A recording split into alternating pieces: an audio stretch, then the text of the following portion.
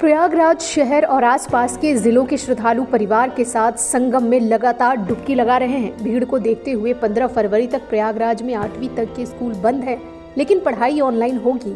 13 फरवरी से आईसीएसई और CISCE board की परीक्षाएं भी शुरू हो गई हैं।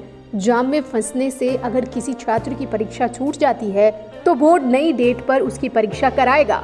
माघ पूर्णिमा पर स्नान के बाद श्रद्धालु घर जाने के लिए स्टेशन और बस अड्डों पर रात भर भटकते रहे। थक हार कर कई श्रद्धालु रैन बसेरों में चले गए। यहाँ कुछ देर आराम किया, फिर घर जाने के लिए गाड़ियों के इंतजार में निकल पड़े। रात भर स्टेशन और बस अड्डे यात्रियों से खचाखच भरे रहे। एयरपोर्ट थाना इलाके से पुलिस ने 12 बाइकर्स को भी हिरासत में लिया है। श्रद्धालुओं को गुमराह कर रहे उन्हें एक स्थान दूसरे स्थान पर छोड़ने के नाम पर बाइकर्स उनसे मनमाना रुपया वसूल रहे थे। पुलिस ने सभी बाइकों का चालान काटते हुए चालकों को हिरासत में लेकर थाने में बिठा लिया।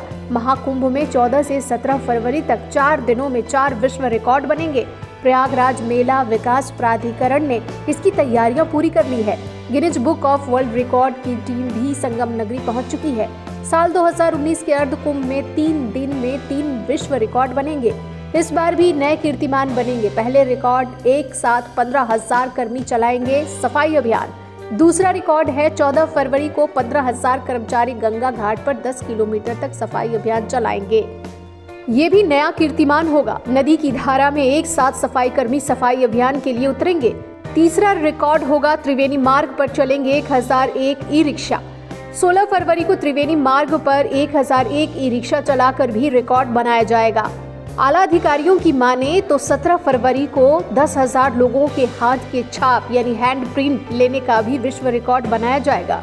चारों रिकॉर्ड बनाने की सभी तैयारियां पूरी कर ली गई हैं। अगले 4 दिनों में ये सभी रिकॉर्ड बनेंगे। लाखों श्रद्धालु इनके साक्षी बनेंगे। साल 2019 में लगे अर्ध कुंभ में भी कई विश्व रिकॉर्ड बने थे। एक स्थान पर सबसे ज्यादा श्रद्धालुओं को एकत्र करने का विश्व रिकॉर्ड बनाया गया था। इसके अलावा सबसे बड़ा स्वच्छता अभियान और सार्वजनिक स्थान पर सबसे बड़ी चित्रकला प्रतियोगिता को भी Guinness book of world record में स्थान मिला था।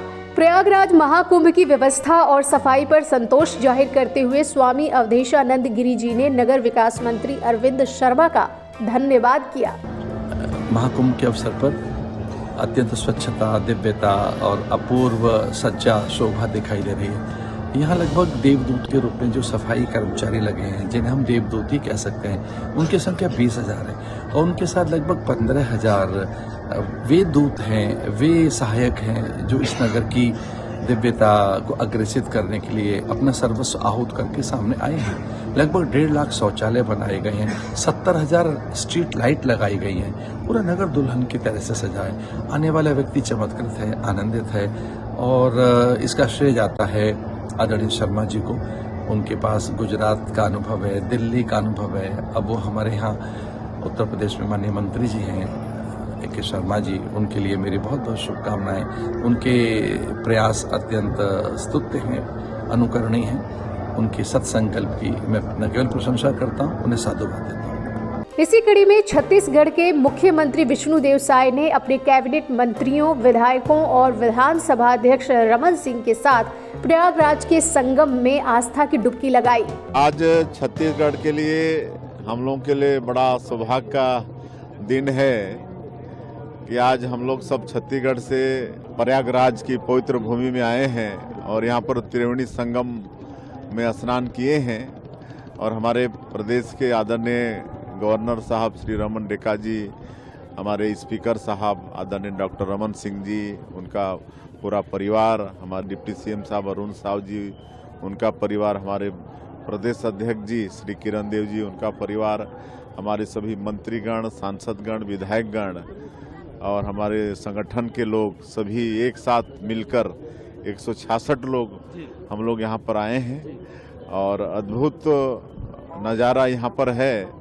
144 वर्षों के बाद ऐसा शुभ मुहूर्त महाकुंभ का आया है और हम सब लोग यहाँ पर डुबकी लगा के पुण्य के भागी बने हैं। वैसे आप कब लगा रहे हैं कुंभ में आस्था की डुबकी? बहुत सारे कमेंट कर बताएं।